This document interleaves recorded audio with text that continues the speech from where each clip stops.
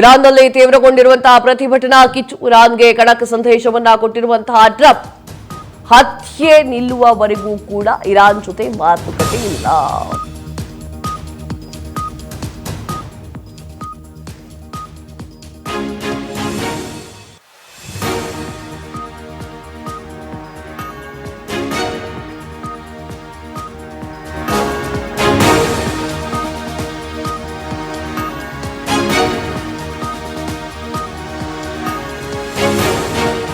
ಇರಾನ್ನಲ್ಲಿ ತೀವ್ರಗೊಂಡಿರುವಂತಹ ಪ್ರತಿಭಟನಾ ಕಿಚ್ಚು.